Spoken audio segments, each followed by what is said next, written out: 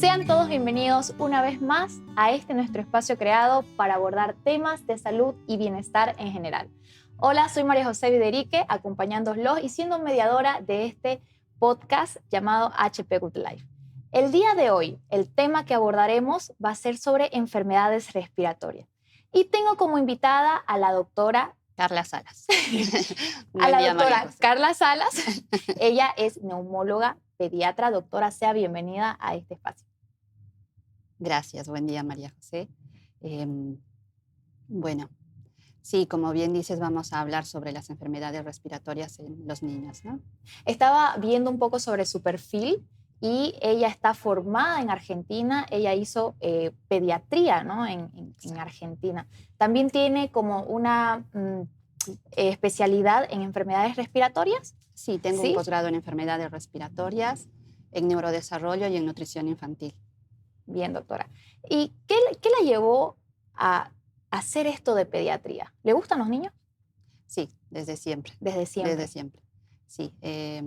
Tenía un docente ya en la facultad que decía, para ser pediatra tienes que amar a los niños y tienes que amar la pediatría, ¿no? ¿Y usted tiene hijos? Tengo 2 hijos. Tiene 2 hijos. ¿Y alguna vez se les han enfermado? Claro que sí. De resfrío, lo común, ¿no? Sí. Sí, ¿y cómo los tratan? Como mamá. Es difícil separar. ¿Es más médica o es más madre? Y es difícil separar, ¿no? Es difícil separar ser madre o ser pediatra. Es difícil. Creo yo que siendo mamá que conoce sobre las enfermedades, siendo mamá médica o siendo mamá que está en el área de la salud, se atraviesan por la mente muchas otras enfermedades, ¿no? No solo el moquito, la tos, no, llegas a pensar que quizás llegaste a llevar algún germen a casa, quizás tu hijo está cursando con una patología importante que llegaste a ver en el hospital. Es como que se pone nervioso y cree que su hijo tiene de todo. Exactamente. ¿Y ahí cómo le hace ahí? Porque capaz es un resfriado común, como todos los niños tienen, ¿no? La ética médica nos dice que en general no tratemos a nuestros familiares porque pasa eso, ¿no? Se llegan a mezclar nuestros sentimientos y bloquean. Claro, y los roles también. Exactamente, ¿no? bloquean un buen diagnóstico, ¿no es cierto? Llega a haber ese sesgo, como te digo. Puede ser que sea un resfrío y estamos pensando en que no, es más allá, es una, no sé, es una influenza, es una neumonía complicada, algo más. Llegamos a veces sobretratarlos, ¿no? A los chicos como padres. Por eso es ético que tengamos un especialista que no sea familiar directo. Claro que sí, nos ayudan, opinan, nos ayudan a llegar a un buen diagnóstico, nos orientan, pero no es recomendable que sea el médico de cabecera un familiar. Pero ¿sabe qué? No todas las madres van o acuden a un médico cuando sus hijos se les resfría, por ejemplo. Es lo que menos hacen, o sea, tratan el resfriado en casa. Exacto. Con la vecina, la abuela, la tía, lo que le funcionó al otro hijo, lo que le funcionó a un adulto en el caso de pediatría, ¿no? Pero sí o sí a tendrían la farmacia, que ir. Al brujo. Primero creo que es a la farmacia, es la automedicación. Exactamente. ¿No? Es recomendable, en cuanto a pediatría, tener un pediatra de cabecera, ¿sí? Y ese pediatra de cabecera no es solo el que va a resolver el moco, la tos, la diarrea, ¿sí? Es el que va a seguir todo el crecimiento y desarrollo del pequeño. El que va a conocer tanto al niño como a la familia. Conoce el contexto en el que viven, lo que llegó a pasar, si hubo alguna pérdida, si son 2 mamás, son 2 papás, ¿no es cierto? Ahora existen muchos modelos de familia, ¿no? A veces es solo la abuela, la mamá y el papá. Entonces, todo ese núcleo familiar lo tiene que entender el pediatra, ¿sí? Ver el contexto, la economía, ver cómo está creciendo y desarrollándose el paciente. Ok, doctora. Bueno, con esto vamos a seguir con el tema, lo de resfriado y lo de tratar los resfríos comunes en casa. Sabemos bien que las mamitas no los llevan en primera instancia. ¿Cómo saber cuándo es un resfrío que debería ser tratado, digamos, en el hospital y un resfrío que debería ser tratado en casa? A ese punto es al que me quiero ir. Bien. En pediatría siempre hay pautas de alarma, ¿sí? En cuanto a la fiebre, a la tos, ¿sí? Hablamos de fiebre que ya nos prende las luces rojas, cuando es fiebre persistente, que no responde a los antitérmicos, ¿sí? Que está más de 3 o 4 días, ¿bien? Y que realmente lo ves desmejorado al pequeño. Y cuando está ¿no? como teniendo mucho moquito. Claro, el moco en realidad es un mecanismo de defensa, al igual que la fiebre y la tos, ¿sí? Pero tenemos que saber si realmente el paciente está comprometido, con el estado general comprometido.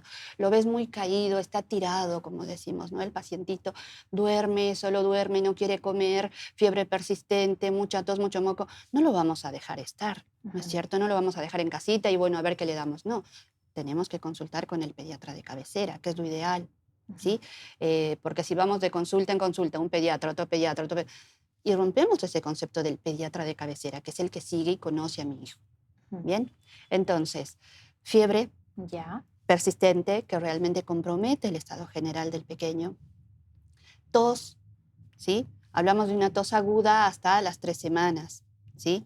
Si es una tos mayor, que digamos está generando fiebre persistente, que está generando vómitos, obviamente ya se está consultando, ¿no?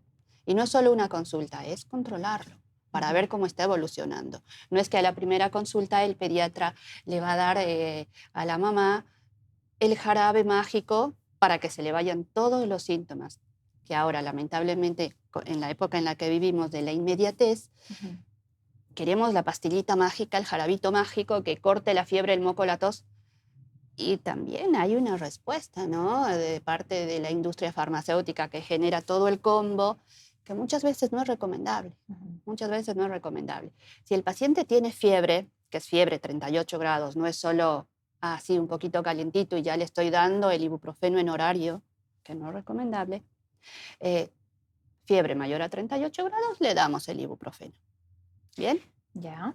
Y hay muchos pacientes, claro, infantiles, de que tienen asma también. ¿No? Claro, Porque ese ya es es otro como tema. que empieza primero como un resfrío, Claro.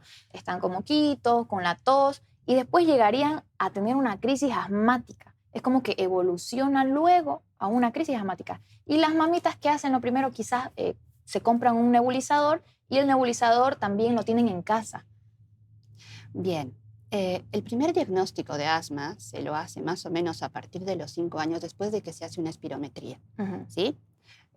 Aparte, bueno, se lo va estudiando, se ve desde la predisposición genética, si hay familiares con asma, padre, madre, si el paciente además es alérgico, si presenta alergias, eczemas, o sea, alergias dérmicas, si presenta rinitis alérgica, ¿sí? Son factores desencadenantes. Si ese paciente tose crónicamente, sí, seguramente tiene asma. Si llega a ser crisis asmáticas, seguramente se le diagnosticará de asma ya después de hacer los estudios. Bien, no es que todos los pacientes evolucionan de un catarrito, un resfrío común a asma, no. Tiene que haber una predisposición genética y tiene que haber criterios que se cumplan, ¿no? Como te digo, si hay asmáticos en la familia o el paciente padece de alguna otra alergia. Y con el tema de los nebulizadores en casa, bien. ¿es recomendable tenerlos? Se recomienda en general a los pacientes que lo van a usar, ¿no es cierto? Okay. Los nebulizadores no es que son económicos, no es como, no sé, comprar un ibuprofeno. Se recomienda tenerlos, pero en los pacientes que son crónicos ya, ¿no? Los pacientes que presentan asma y que sí sabemos que lo van a usar, ¿no es cierto? Además de los nebulizadores, la aerocámara, que muchas veces es más recomendada que el nebulizador, ¿sí? Para aplicar los aerosoles, la medicación que viene en aerosoles. Y para utilizarlos en casa, todo lo que es el tratamiento farmacológico, primero tiene que ir con el pediatra, porque hay muchas mamis que se van directamente a la farmacia. Entonces, para saber qué medicamentos administrarles para hacer la nebulización. Exacto. ¿Qué es lo recomendable en este caso? Siempre es recomendable antes de administrar alguna medicación o de recurrir a la compra de insumos médicos como el nebulizador o la aerocámara, recurrir a un médico, ¿no? Recurrir al pediatra. El pediatra es el que le va a decir, bueno, ya tenemos varias infecciones respiratorias, estoy pensando que ya después de varias crisis o varias crisis o síndromes bronquiales obstructivos puede llegar a ser asmático, pedir, como te digo, ya ir pidiendo radiografías y toda una batería de estudios para realmente llegar al diagnóstico. Ok, entonces lo que me quiere decir es que primero tiene que hacer un seguimiento porque puede que haya medicamentos que no vayan en pro al paciente. Exactamente, ¿no? No es adecuado, es totalmente desaconsejado que la mamá piense que el niño tiene asma porque se lo dijo la vecina o porque vio que funcionó con el vecinito o la abuela le dijo, ¿no es cierto? Y que vaya a comprar el nebulizador, la medicación. Claramente eso es incorrecto. Tiene que ser el pediatra de cabecera el que llegue a un diagnóstico certero después de haber hecho estudios, si es así necesario, porque no a todos les vamos a hacer estudios, ¿no es cierto? Claro. Y llegando a un diagnóstico, recién llegar al tratamiento. Bien, doctora. Ahora que estamos en esta época del año en el que cambia bastante, ¿no? Hay el clima, o sea, de un rato para el otro, llueve, hace frío, luego tenemos el polvo, estamos respirando cosas que no sabemos y ahí como que entro en cuenta de que casi la mayoría de este pueblo somos alérgicos, pero también hay diferentes tipos de resfríos, ¿no? O sea, vamos a apartarlo. Hay resfríos en niños y también hay resfríos en adultos. O sea, esto se puede separar, ¿cierto? Claro. A ver, para empezar, ¿cuántos tipos de resfríos hay? Bien, el resfrío en realidad es uno, ¿no? Ya. El resfrío común, está la gripe, que es la infección por la influenza. Alergia, ¿no? Los que nos da. No. La rinitis alérgica es otra, ¿sí? Ya. Es la respuesta de nuestro organismo frente a un alergeno, ¿sí? Puede ser el polvo, puede ser el polen, pelo de perro, de ciertos animales, ¿no? El perro, el gato. Eso ya los alergistas van haciendo todo un test de alergias para saber a qué es alérgico. Bien.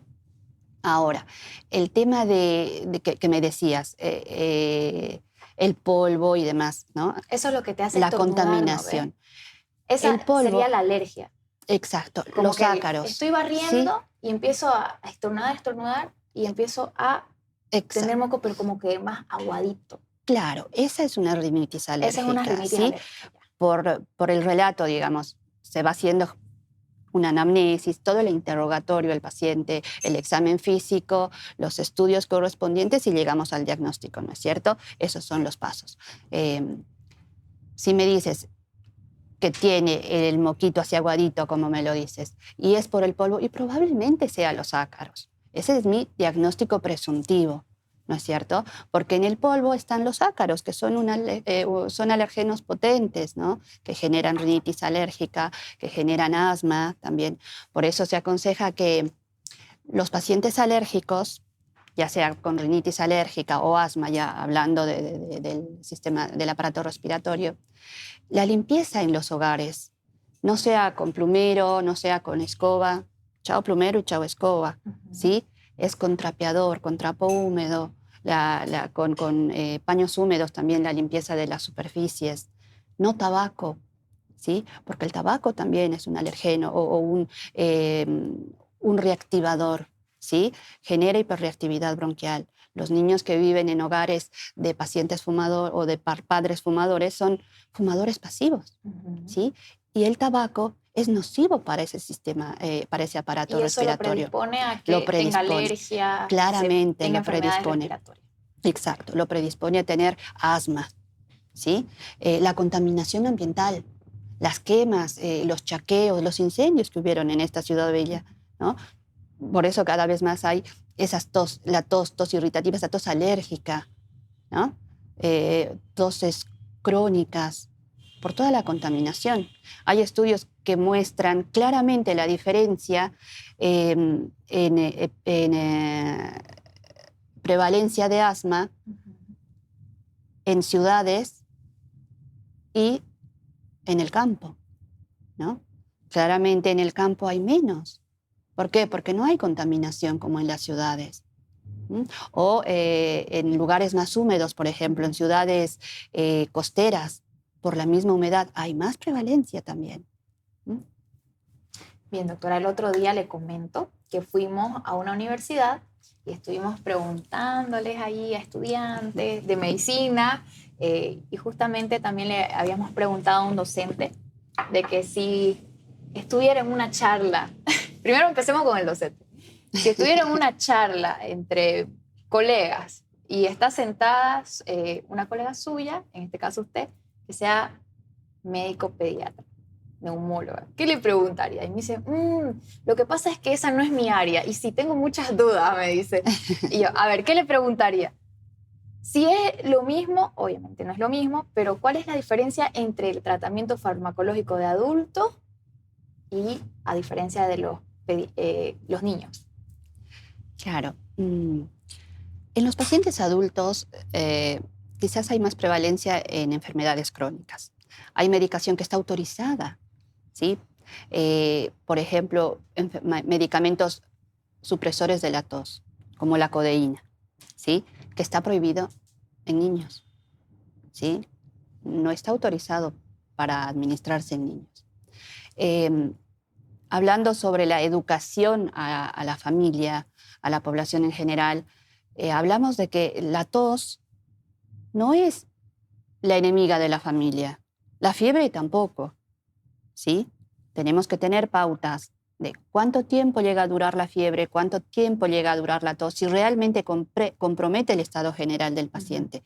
Si no es así, bueno, la tos es un reflejo útil del organismo que barre con el moco que se está haciendo más denso para encapsular los gérmenes. Todas estas son respuestas del organismo frente a un agente. Y ahí va la siguiente pregunta. Cuando uno está comenzando a sentir que se está resfriando así fuerte, ¿no? ¿Es correcto medicarse en ese momento que está empezando o hay que dejar que el sistema inmune actúe? Bien. Si uno tiene fiebre, claramente no vas a dejar, estar la fiebre, ¿no es cierto? Si llega a los 38 grados con lo del COVID, hemos aprendido bastante, digamos, con el tema del manejo de la fiebre, llegar a los 38 grados, tomar el antitérmico, ¿sí? Y cada cierto horario sí se llega a tener fiebre. Bien, fiebre es 38 grados, repito. Antes no le vamos a dar el antitérmico.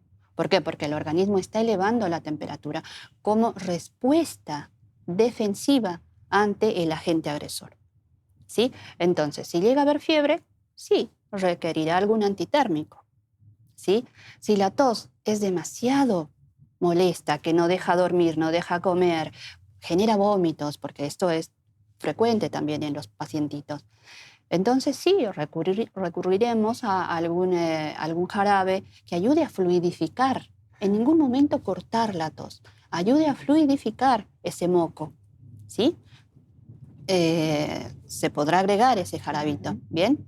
Ahora, si estamos hablando de una enfermedad alérgica, una rinitis alérgica, bueno, entonces sí, se le pueden dar antihistamínicos para que esos síntomas no sean tan molestos para el paciente, para que no perjudiquen en la actividad cotidiana.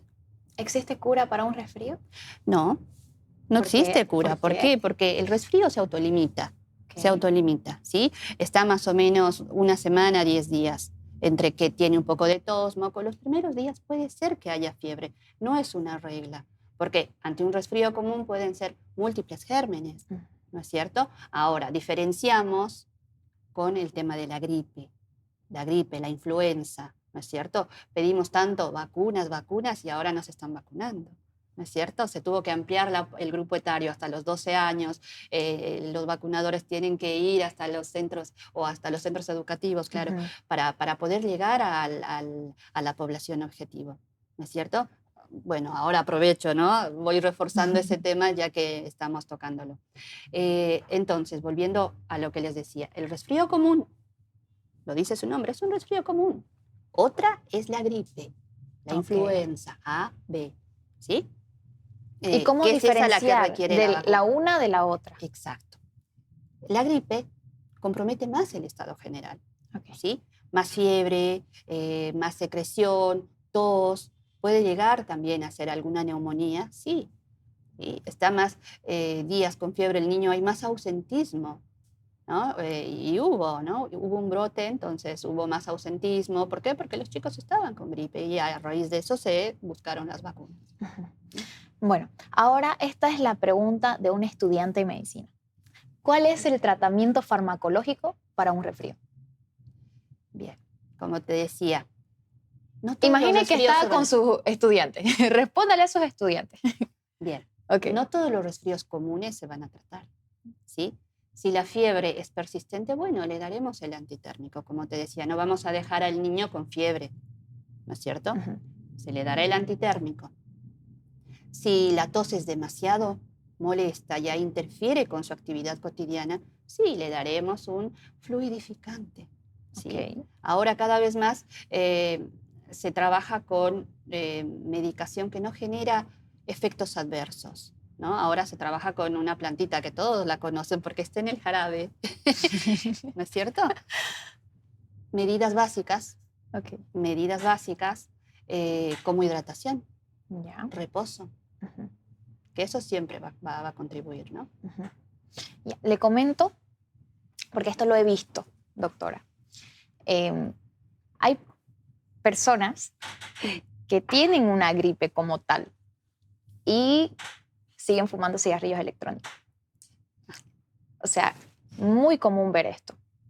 Puede agravar Claro que en sí, el futuro claro o que en sí. ese momento. Puede retrasar o puede empeorar el cuadro. De por sí ya, de base, un fumador Ujú. ya tiene predisposición a tener más problemas respiratorios, ¿no? Y bueno, obviamente la población que lo rodea, la familia, los compañeros de trabajo, ¿por qué? Porque llegan a ser fumadores pasivos, Ujú. ¿no? Y obviamente medicarse, automedicarse, no. ¿Sabe qué me Siempre decía un vamos con amigo? la prevención, ¿no? Siempre vamos con la prevención y Sí, incluso está en las cajas de cigarrillo, sí, ¿no? está, pero muchas veces eso no importa. Un amigo me decía, es que pasa que yo tengo que hacer cosas, me dice. Tengo que hacer cosas y lo único que me tranquiliza ahorita, que me calma, hasta puedo respirar, es cuando fumo, es cuando vapeo. Y yo, dejemos que se lo responda una profesional del área de la salud. Bueno, en pediatría no vemos tanto, Claro, ¿no? Porque son más pequeños, pero en sabemos que, adultos. claro, sabemos que el tabaco genera adicción. Ujú. Entonces es esa adicción la que lo impulsa a vapear lo que dices, ¿no es cierto? Ujú. Es esa adicción. Entonces es importante que se siga con un profesional para poder ayudarlo, ¿no? Bien, doctora. ¿Qué recomendaciones les podría dar primero a las mamis para prevenir, digamos, un resfriado y que se convierta, digamos, en una gripe? Em, un resfriado siempre se va o no se va a convertir en una gripe, ¿no es cierto? El resfriado común es uno, como habíamos dicho, y la gripe es otra. Para prevenir enfermedades respiratorias en nuestros pequeños es importante la nutrición, ¿sí? Es importante la nutrición. Trabajar en el hábito de la comensalidad familiar. No le podemos pedir a nuestros hijos que se coman la ensalada si nosotros no la comemos, que se Ujú. coman las frutas si nosotros no comemos, si nosotros no le alcanzamos la fruta constantemente y tenemos en la casa galletitas de todo tipo, snacks y demás, comida chatarra, ¿no? Ujú. Entonces, la comensalidad familiar es importante, el ejemplo que le damos a nuestros hijos, ¿sí? Ellos no van a obedecer porque les digamos, sino porque nos miren teniendo hábitos saludables, nos observan. Los pequeños constantemente nos están observando y aprendiendo todo lo que hacemos, ¿sí? Entonces, la comensalidad familiar, una vez más digo, tenemos en la mesa verduras, frutas, los chicos van a comer lo que nosotros comemos, Ujú. ¿sí? Insistir con el consumo. Bien, ahora se habla del plato para que sea más visual, ¿no es cierto? La mitad, verduras. Una cuarta parte, proteínas, ¿sí? Y la otra cuarta parte, carbohidratos. Entonces, la mayor cantidad, siempre vegetales. ¿Y por qué hace esa mención a la nutrición? Porque es un pilar fundamental, Usted que ¿sí? es médico pediatra y que estudia todo el tiempo el crecimiento y el desarrollo. ¿Qué ha visto usted en todo este tiempo que viene ejerciendo, mayormente en su consulta, para que usted pueda decir la alimentación es la importante y es la fundamental? Claro. Es la base de todo crecimiento, de todo buen crecimiento en nuestros pequeños, ¿no? La base para que nuestro sistema inmunológico esté fortalecido. Porque un niño malnutrido está propenso a enfermarse. Exactamente, y tú lo dices bien, malnutrido, porque no es solo la desnutrición, sí, es la malnutrición. Uh-huh. Ahora, y después de la pandemia, con las pantallas, con el uso excesivo de pantallas, Uh-huh. se ve cada vez más niños obesos, ¿sí? Que están a base del carbohidrato, fideo, salchichas, galletitas, ¿no? Están constantemente consumiendo alimentos o comida chatarra, mientras están con la pantalla, ¿no? No ejercicio, cero de actividad física. Entonces, generalmente estos chicos padecen obesidad, problemas de ansiedad también, porque están todo el día bombardeando a su cerebro con dopamina, cortisol y demás hormonas que se generan mientras estamos frente a la pantalla azul.